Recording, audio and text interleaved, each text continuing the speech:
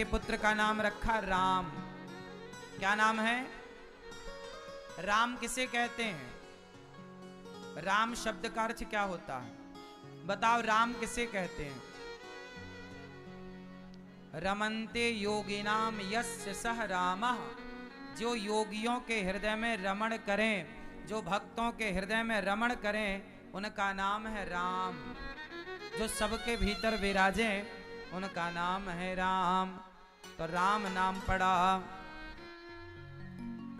अखिल लोकदायक विश्रामा, विश्व भरण पोषण कर जोई, ताकर नाम भरत अस होई।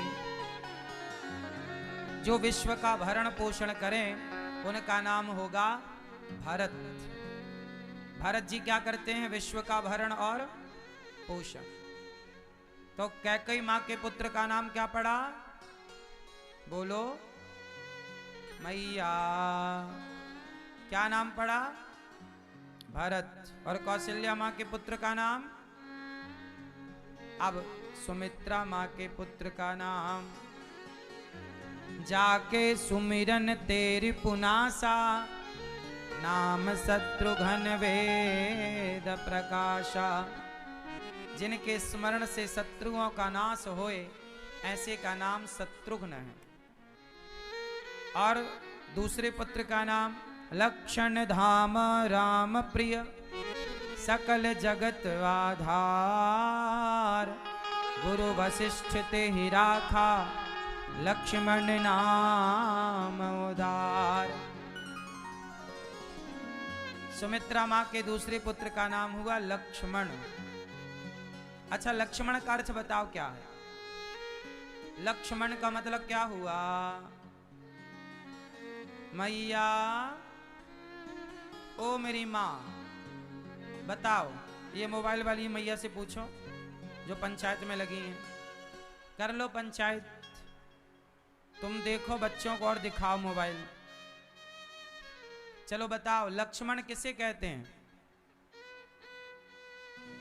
बताओ मेरी मां, लक्ष्मण किसे कहते हैं? मैया बताओ। वो चश्मा वाली पीली मैया बताएंगी। बताओ, लक्ष्मण किसे कहते हैं? नहीं?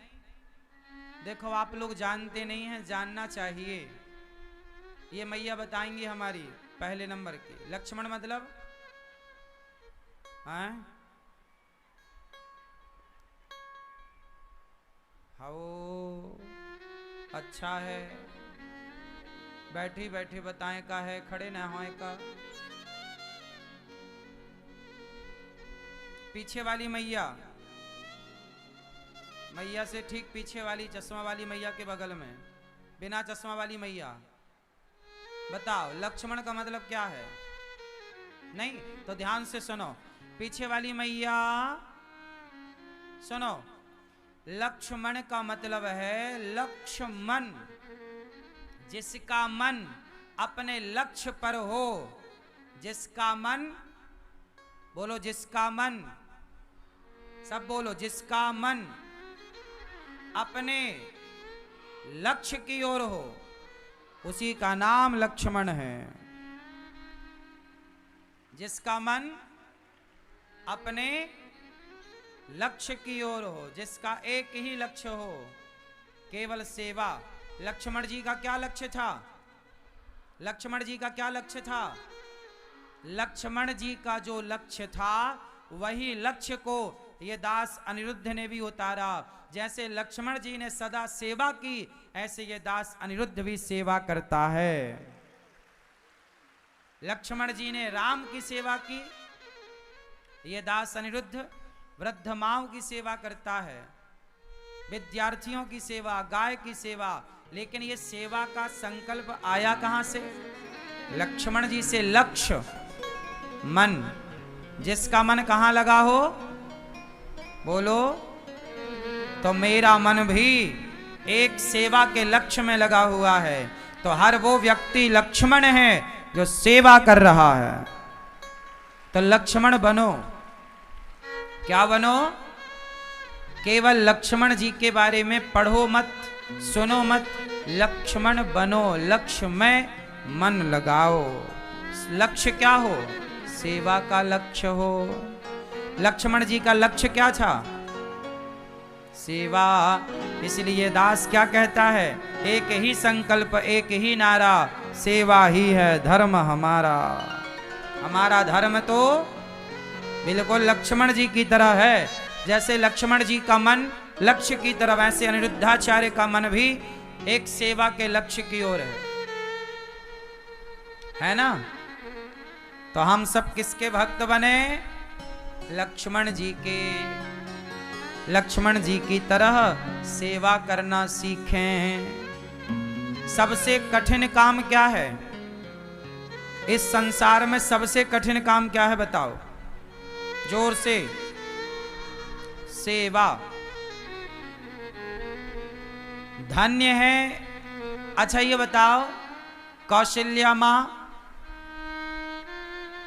कैकेयी मां और सुमित्रा मां, इन तीनों माओं को यदि नंबर देना हो तो आप ज्यादा नंबर किसे देंगे?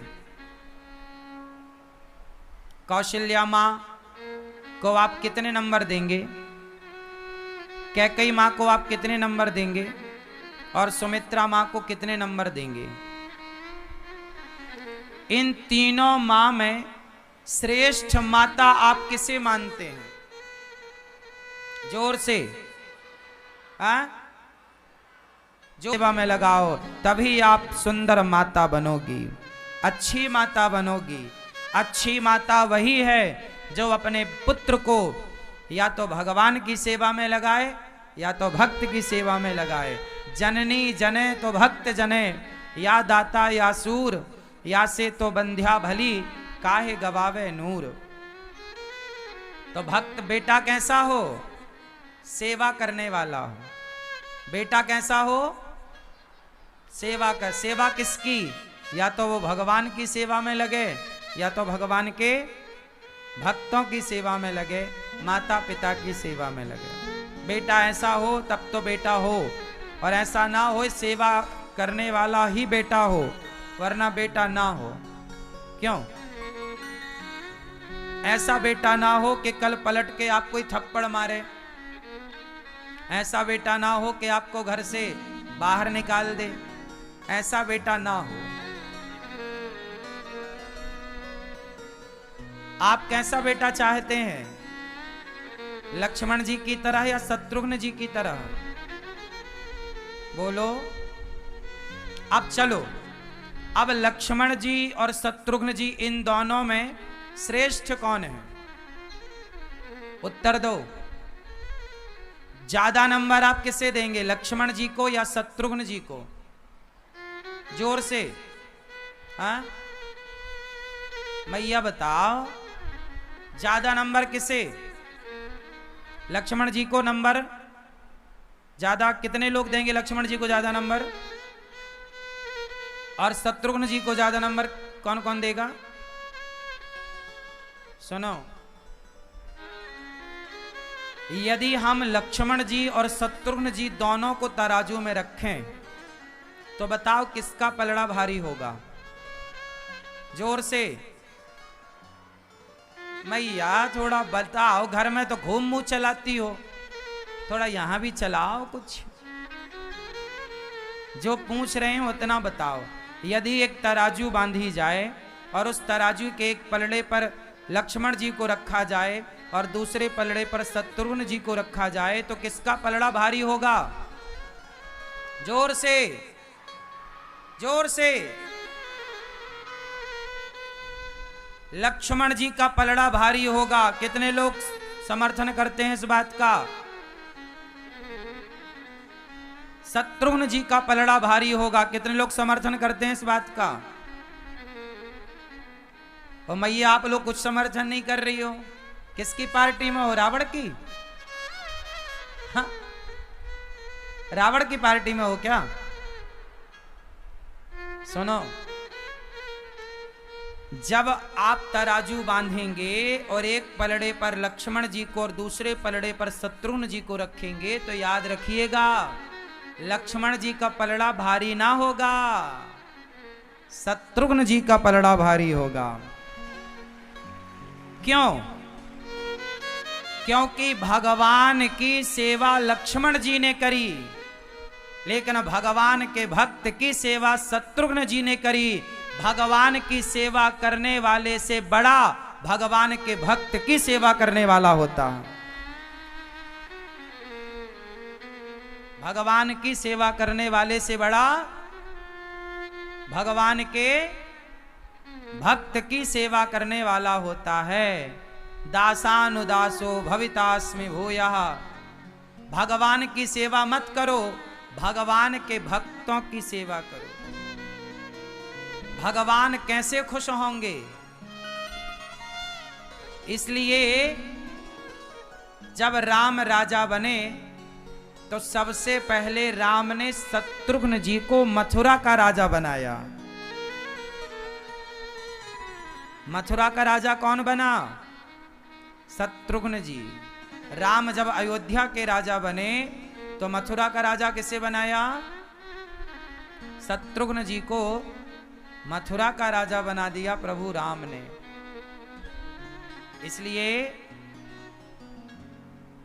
इसलिए लव कुश का जात कर्म संस्कार जब हुआ तो वहां पर शत्रुघ्न जी ही मौजूद थे।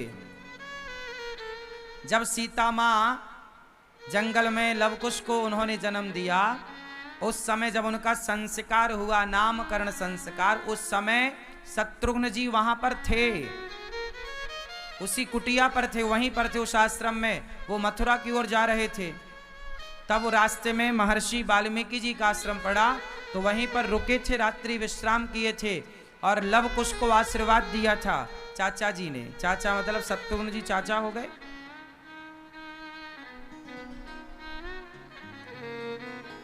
तो भगवान अपनी परम शक्ति, भगवान राम अपनी परम शक्ति शत्रुघ्न जी को देते हैं। भगवान राम शत्रुघ्न जी पर ज्यादा प्रसन्न है। लक्ष्मण जी पर तो प्रसन्न है ही, लेकिन पलड़ा भारी शत्रुघ्न जी का है। धर्म कितने प्रकार का होता है? धर्म कितने प्रकार का होता है? उत्तर दो। 4। एक धर्म होता है सामान्य। राम जी ने जिस धर्म का पालन किया वह सामान्य धर्म था। राम जी ने जिस धर्म का पालन किया वह कौन सा धर्म था? मातृ देवो भव, पितृ देवो भव, अतिथि देवो भव, आचार्य देवो भव। यह सामान्य धर्म का पालन राम जी ने किया। माता की सेवा, पिता की सेवा, अतिथि की सेवा, संतों की सेवा, ये सारी सेवा राम जी ने की। तो राम ने किस धर्म का पालन किया? जोर से मैया, राम जी ने कौन सा धर्म निभाया? अभी पूछूंगा, सब याद करते चलना।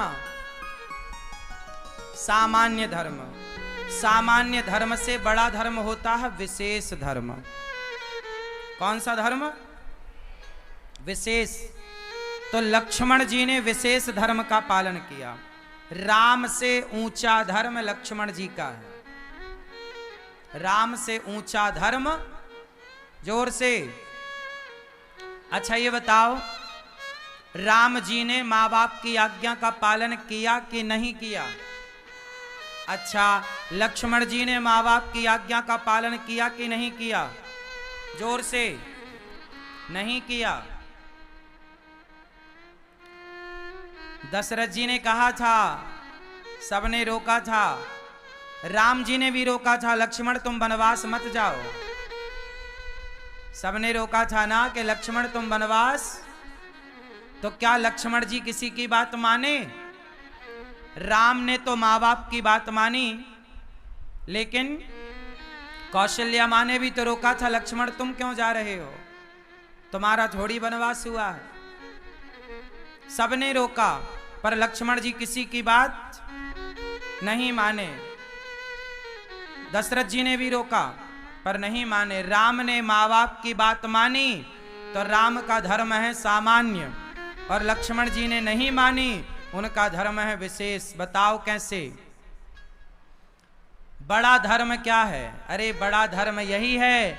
लक्ष्मण जी कहते हैं प्रभु मैं अपनी पत्नी को छोड़ सकता हूँ, मैं अपने माँ बाप को छोड़ सकता हूँ, मैं अपना अधिकार राज सत्ता छोड़ सकता हूँ, पर राम आप कहेंगे तो भी मैं आपको नहीं छोड़ सकता। यही लक्ष्मण जी का धर्म है। खुद राम कहें कि लक्ष्मण मुझे छोड़ दो, खुद राम कहें कि लक्ष्मण मुझे छोड़ दो, तो लक्ष्मण जी राम को छोड़ने को तैयार नहीं है।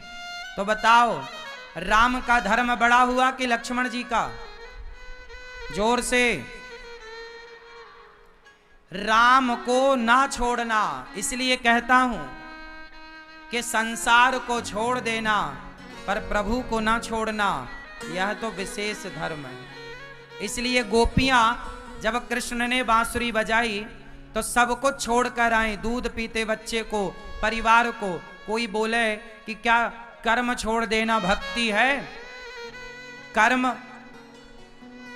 करना अच्छी बात है, पर जब भगवान सामने हो तो भगवान को पाना ही सबसे श्रेष्ठ कर्म हो जाता है। ईश्वर को पाना ही सबसे। लक्ष्मण जी का कर्म क्या था? राम की सेवा ही मेरा कर्म है, राम की सेवा ही मेरा धर्म है। तो राम जी का धर्म क्या था? राम जी के धर्म का नाम बताओ। राम जी का धर्म सामान्य धर्म, लक्ष्मण जी का धर्म विशेष। अच्छा, भरत जी के धर्म का नाम है विशेषतर। बोलो विशेषतर, जोर से मेरी मां। भरत जी के धर्म का नाम क्या है? भरत जी ने जिस धर्म का पालन किया उस धर्म का नाम है विशेषतर। क्या हुआ? भरत जी ने राम को प्राप्त करने चित्रकूट आए, कहा कि आप रहो अयोध्या जी में, मैं आपकी जगह 14 साल का वनवास ले लूंगा। राम जी ने कहा भैया आप जाओ और पिता के वचन को पूरा करो। तब भरत जी बोले कि मैं राजा तो नहीं बन सकता, आप भेजना चाहते हो तो कुछ अपनी निशानी दे दो। क्या निशानी दी फिर राम जी ने? चरण पादुका। भरत जी ने चरण पादुका कहां रखी? सिंहासन पर, शीश पर रखी, ले जाकर सिंहासन पर रखा। 14 साल अयोध्या किसने संभाली? बोलो, भरत जी ने। लेकिन भरत जी ने ये नहीं कहा कि मैंने संभाला, उन्होंने कहा राम संभाल रहे हैं और राम की सेवा हम इस तरह से कर रहे हैं। अयोध्या के राजा बनकर नहीं, भरत जी 14 साल अयोध्या के सेवक बनकर के रहे, राजा बनकर नहीं रहे। क्या बनकर रहे?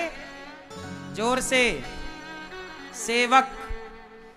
तो जो काम करे, जैसे आप लोग हो, परिवार चलाओ, व्यापार चलाओ, लेकिन राजा बनकर नहीं। आप भी अपने घर की सिंहासन पर राम की चरण पादुका बिठाओ, मतलब राम को बिठाओ और कहो प्रभु इस घर के राजा आप हैं, हम भरत बनकर आपके सेवक बनकर के आपका कार्य कर रहे हैं।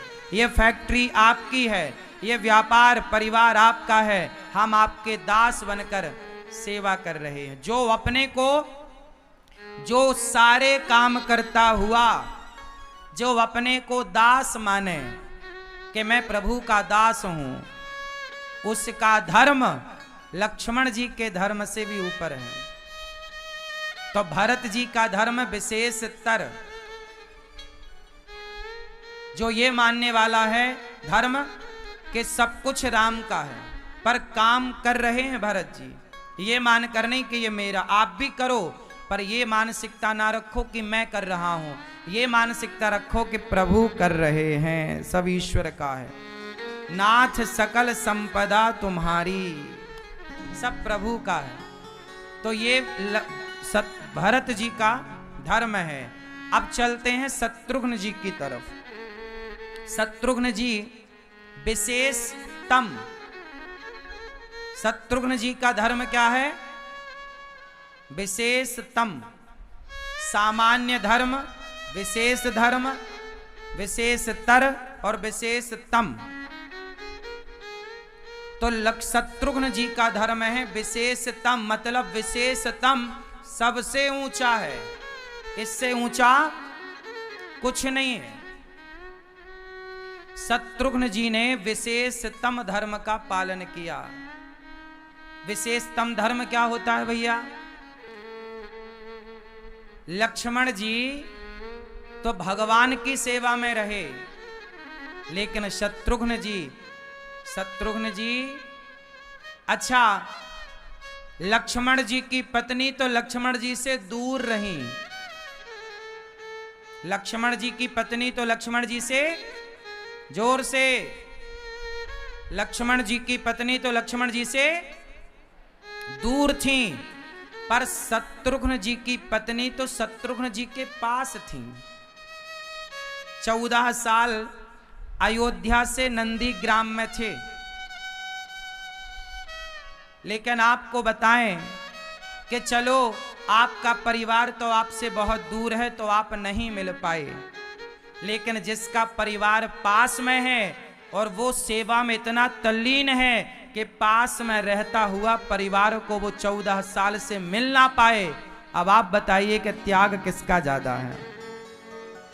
भाई जो दूर है वो नहीं मिल पाया तो कोई बात नहीं कि भाई वो तो दूर है, लेकिन जो पास रहकर भी नहीं मिल पाया, भरत जी की सेवा में 14 साल श्री शत्रुघ्न जी ऐसे लगे रहे कि एक दिन कौशल्या माता चली गई। कौशल्या मां ने देखा कि शत्रुघ्न जी की पत्नी माता श्रुतकीर्ति रो रही थी। कौशल्या मां ने कहा, बेटा तुम क्यों रो रही हो बहू, क्या हुआ? मां 12 साल हो गए। अच्छा, क्या हुआ बहू? मां एक दिन के लिए भी इन 12 सालों में मुझे अपने पति के दर्शन नहीं हुए। कौशल्या मां बोली, बहू क्या कह रही हो? शत्रुघ्न तो यहीं रहता है, पास में ही रहता है, क्या तुमसे मिलने नहीं आता? क्या तुमसे बात नहीं करता? मां 12 साल हो गए, एक बार भी उन्होंने दर्शन नहीं दिया, एक बार भी मैंने उन्हें नहीं देखा। कौशल्या मां की आंखों में आंसू आ गया। कौशल्या मां दौड़ी दौड़ी शत्रुघ्न जी के पास गई। अरे बेटा शत्रुघ्न। हाँ मां। क्या हुआ मां? बेटा तू बहू से मिलता नहीं है? मां ये समय बहू से मिलने का नहीं है, ये समय भैया की सेवा का है। देखो ना, एक पल के लिए भैया भरत जी की आंखों से आंसू सूखते नहीं हैं, हर समय राम राम कहते रोते हैं।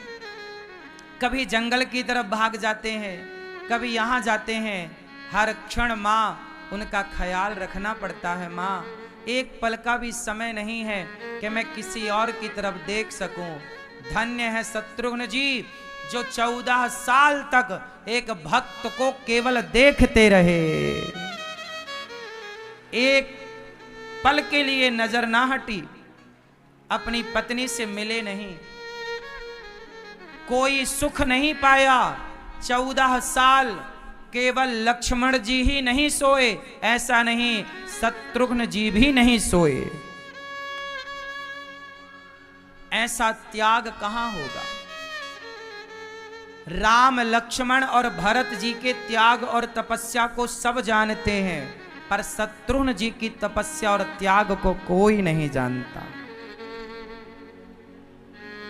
इसलिए चारों भाइयों को यदि तराजू में रखा जाए और पूछा जाए कि सबसे अधिक त्याग किसका है, तो सबसे अधिक त्याग राम को तो 14 साल का वनवास मिला है इसलिए त्याग है, पर शत्रुघ्न जी को तो वनवास नहीं मिला, फिर भी उन्होंने राम से लक्ष्मण से अधिक कष्ट उठाए हैं भरत जी के लिए। इसलिए श्रेष्ठ धर्म विशेषतम श्री शत्रुघ्न जी का है। तो जाके सुमिरन तेरी पुनासा, नाम शत्रुघ्न वेद प्रकाशा। ऐसे शत्रुघ्न जी जब राम लक्ष्मण भरत शत्रुघ्न चारों भाइयों का नामकरण हुआ, फिर राम लक्ष्मण बड़े हुए, और जब बड़े हुए तो मैया कौशल्या राम जी का श्रृंगार करती हैं, पालने पर लिटाती हैं और झूला झूलाती हैं। मैया कौशल्या के इष्ट देवता कौन है? आपको पता है मैया कौशल्या के इष्ट देव कौन है? नहीं? तो सुनो, मैया कौशल्या के इष्ट देव हैं रंगनाथ भगवान। कौन भगवान? जोर से, जोर से। कहां विराजे हैं? आज रंगनाथ जी का मंदिर कहां है बताओ? कहां? रंग जी का मंदिर है श्रीरंगम, गोदावरी नदी के तट पर दक्षिण भारत में, रामेश्वरम से लगभग 300 किलोमीटर की दूरी पर, रामेश्वरम से लगभग 300 किलोमीटर की दूरी पर रंगनाथ जी का मंदिर है श्रीरंगम। आपको एक बात और बताऊं, इस धरती की सबसे पहली प्रतिमा कौन सी है? कोई आपसे यह सवाल करे कि सबसे पहला विग्रह कौन सा है सनातन धर्म का? पहली मूर्ति कौन सी है? पहला मंदिर कौन सा है? जब मंदिर बनाने की परंपरा स्टार्ट हुई और जब मूर्ति पूजा की परंपरा स्टार्ट हुई, तो पहली मूर्ति कौन सी रही होगी? तो आपकी जानकारी के लिए बता दूं कि रंगनाथ जी ही इस धरती की पहली प्रतिमा हैं, भगवान रंगनाथ जी की। श्रीरंगम रंगनाथ भगवान, पहली प्रतिमा रंगनाथ जी की। मनु शत्रुपा को भगवान ने यह अपनी प्रतिमा प्रदान की। फिर मनु शत्रुपा बाद में दशरथ जी हुए, तो वह मनु शत्रुपा ने वह प्रतिमा ले आके अयोध्या जी में विराजित की। तो कौशल्या माँ रंगनाथ भगवान की पूजा करती हैं। दशरथ जी के, कौशल्या जी के इष्ट रंगनाथ भगवान है, राम जी के इष्ट रंगनाथ भगवान है। बाद में यही रंगनाथ भगवान जो अयोध्या जी में रहा करते थे, बाद में यही रंगनाथ जी जब राम राजा बने और विभीषण जी आए, तो विभीषण जी को बड़ा पसंद आए भगवान। विभीषण जी बोले, प्रभु आप अपने भगवान हमें दे दो। तो भगवान राम ने विभीषण जी को रंगनाथ जी सौंप दिए और विभीषण जी लेकर के चले। तो रंगनाथ भगवान ने कहा कि हमें कहीं रास्ते में रखना मत, और यदि रखोगे तो हम उठेंगे नहीं। तो विभीषण जी रंगनाथ जी को लेकर चले अपनी लंका। तो उन्हें रास्ते में गोदावरी नदी के किनारे लघुशंका आ गई। तो वो लघुशंका करने विमान को नीचे उतारते हैं और भगवान जी को वहीं पधराए। वो लघुशंका करके आए, अब उठाए तो भगवान उठे ही नहीं। तब रंगनाथ जी ने कहा, विभीषण जी हम भारत को छोड़कर, अपनी धरती को छोड़कर नहीं जाएंगे, पर तुम चिंता ना करो, तुम हमारा दर्शन करने रोज आया करो। तो आज भी विभीषण जी भगवान रंगनाथ जी का दर्शन करने आते हैं। दक्षिण की तरफ रंगनाथ भगवान देख रहे हैं। तो वृंदावन में भी रंगनाथ जी का मंदिर है। तो ऐसे ये रंगनाथ भगवान को पूजा करने कौशल्या माँ गई तो यहाँ वहां दुई बालक देखा। एक बार जननी अनवाए करि सिंगार पालना पौढ़ाए। एक बार माँ ने यहाँ वहां दुई बालक देखा। कौशल्या माँ पालने में राम को सुलाती हैं और वहां पूजा करने गई तो वहां भी प्रभु का दर्शन हुआ। यहाँ भी प्रभु वहां भी प्रभु, ऐसी कृपा प्रभु की देखी। भगवान राम के कमर में करधन और पांव में पायल बांधती हैं। कौशल्या माँ श्रृंगार करती हैं, बालों का जूड़ा बनाती हैं। ठुमक चलत रामचंद्र बाजत पैजनिया, सुंदर सा श्रृंगार करती हैं कौशल्या माँ। अभी राम जी थोड़ा बड़े भये तो राम जी पढ़ने के लिए गुरुकुल चले गए। कहाँ गए मैया? राम जी कहाँ गए? कहाँ गए? में बड़ा अंतर है। स्कूलों में पढ़ाते हैं गा से गधा और गुरुकुल में पढ़ाते हैं गा से गणेश। ये अंतर है। स्कूलों में पढ़ाते हैं माँ से मछली, गुरुकुलों में पढ़ाते हैं माँ से मंदिर। स्कूलों की पढ़ाई अलग है और गुरुकुल की पढ़ाई अलग है। स्कूलों में पढ़ने वाला बच्चा अपने माता पिता को भगवान नहीं मानता। स्कूलों में पढ़ने वाले बहुत बच्चे ऐसे हैं जो अपने माँ बाप का सम्मान नहीं करते, पर गुरुकुल में पढ़ने वाला बच्चा अपने माँ बाप को मातृदेवो भव पितृदेवो भव के सिद्धांत से माता पिता को भगवान मानता है, क्योंकि गुरुकुल में यह पढ़ाया जाता है कि माता पिता भगवान हैं। अच्छा बताओ, माता पिता भगवान हैं या नहीं? सच्ची बताओ, आपने महसूस जितना किया हो उतना बताना। माँ बाप को भगवान कहना सही है या गलत है? उत्तर दो। सही है? तो आज यदि माँ बाप को भगवान कहना सही है तो स्कूलों में क्यों नहीं बताया जा रहा है कि बेटा मातृदेवो भव पितृदेवो भव का पाठ बच्चों को स्कूलों में क्यों नहीं पढ़ाया जा रहा है? क्या स्कूलों में इस पाठ की जरूरत नहीं है? काश ये पाठ बच्चों को स्कूलों में पढ़ाया जाता कि माता भगवान होती है तो कोई बेटा कभी अपनी माँ को वृद्धाश्रम ना भेजता। आजकल बच्चे स्कूलों में माता पिता देवता हैं, पूज्य हैं, ये पढ़ ही नहीं रहे, तो सम्मान करेंगे कैसे? आज माँ बाप का कोई उपकार बच्चे मानते ही नहीं। माँ बाप बच्चे कहते हैं तुमने हमारे लिए किया ही क्या है। काश एक पाठ ये भी होता बच्चों के लिए कि तुम्हारे माँ बाप ने तुम्हारे लिए क्या क्या किया है। यदि क्या क्या किया है माँ बाप ने, बच्चों को ये पाठ 8वीं क्लास से पढ़ाया जाए। 8वीं से लेकर के 12वीं तक, 8वीं से लेकर 12वीं तक ये बात यदि पढ़ा दी गई स्कूलों में कि माता पिता ने तुम्हारे लिए क्या क्या किया है, माँ बाप का योगदान क्या होता है। श्रवण कुमार की कथा यदि बच्चों को 8वीं से लेकर 12वीं तक पढ़ाई गई तो गारंटी मैं लेता हूं कोई बेटा श्रवण कुमार की कथा पढ़कर कभी अपने माँ बाप को घर से नहीं निकालेगा। इतना कुछ आप पढ़ाते हो, एक पीरियड आधा घंटा की क्लास बच्चों को माँ बाप के नाम पे होनी चाहिए कि नहीं?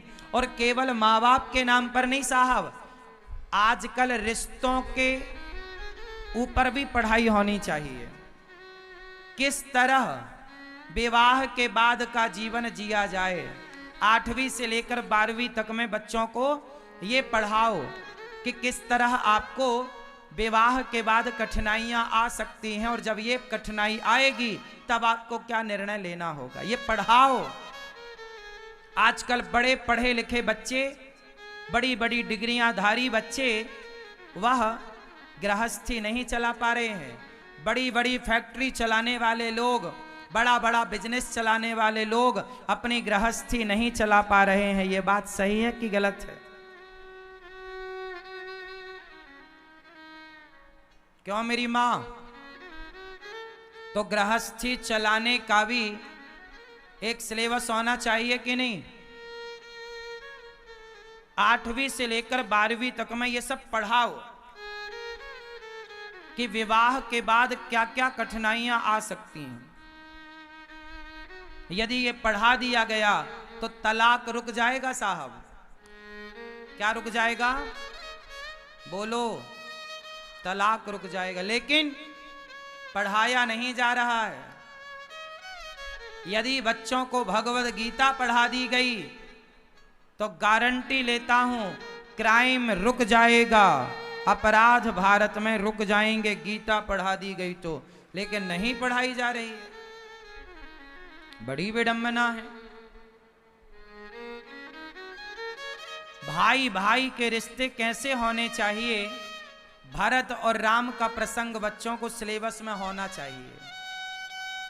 पति पत्नी के रिश्ते कैसे हों, यह प्रसंग भी सिलेबस में होने चाहिए। माता पिता की भूमिका जीवन में क्या है, यह भी सिलेबस में होना चाहिए।